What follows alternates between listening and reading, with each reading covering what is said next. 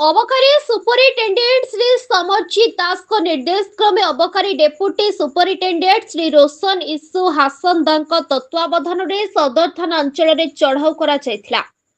सदर थाना अधीन काजीपटना छक निकट में चढ़ाऊ करा अभियुक्त त्रिनाथ बेहेरा बयस 43 ग्राम कंतोल थाना आठगड़ जिला कटक निकट 50 लिटर देसी मद सहित गोटे TVS Jupiter 125 scooty registration number OD04R4781 जबत करा जायछि।